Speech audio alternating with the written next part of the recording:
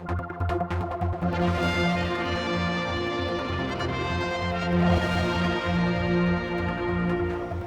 this weekend there's loads to talk about. We've got briefings from the government coming out left, right and centre. With Mr Shimmin, DED. You don't normally do very many of these, then you're with us now with what, 4 different items? It's all going on at the moment, isn't it? Should we start with Head of eGaming's been appointed?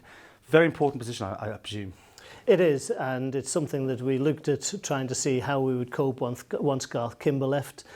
We did try and make an appointment previously. That wasn't successful, so Tim Crane took over a period of time. We didn't think that was really working, so we advertised again, and delighted that now Peter Greenhill has been appointed, will take up the post in June, and it is a major part of the economy going forward, so we're delighted to have somebody with Peter's experience to come in and lead us going forward. So why wasn't it working under what you had set up? Well, Mr Crane has now left. He's retired from the department. Great ambassador for eGaming, great public servant. We needed somebody to fill that job. We have Ray Davies in the department who is doing a fantastic job, but we needed somebody at a higher strategic level with international contacts, and Peter fits the bill perfectly. So delighted for the industry, delighted for the department. This is just another step forward to grow more jobs in eGaming. And is he in government? Is he on your payroll, or is he contractual? How's it going to be? It's a contract. It's a fixed-term contract, as we've done in the past with Bill Mummery and Garth Kimber, people who came into government and now are leading successful businesses in the private sector. So we've got Peter in now. We'll use his experience, and hopefully it's something which will take us to the next level. And does the taxpayer know how much we're paying him, or is that one of those confidentiality things? Again, if we want to get the right people, we want to be able to bring these people into government. I actually don't know the salary that we're paying to him. And again, I don't think it matters. If we get the right person, then we pay the market rate. That's what we're doing. And Peter's international contacts are really valuable to the island.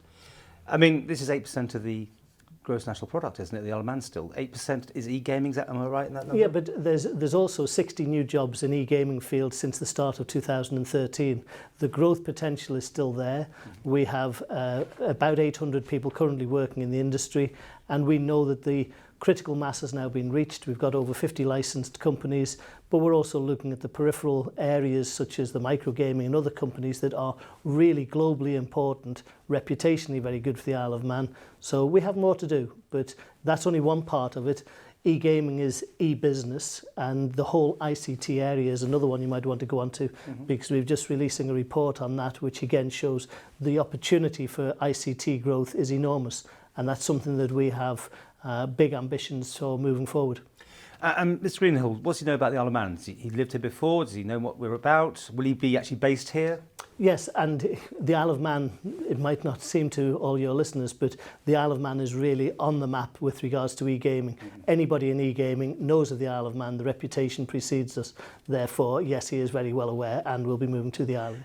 And have you laid him a sort of marker down of what sort of growth figures you're looking for from him? Well, it's even better than that, because the industry itself has done a report which is actually giving a strategic direction for e-gaming going forward. So he's coming in. There's a report already done by government with the industry. So we have a direction. He'll just take us to that next level by the contacts and fulfilling what we have aimed and seen as being the target. So it's just a good news story, Paul. Sorry about that.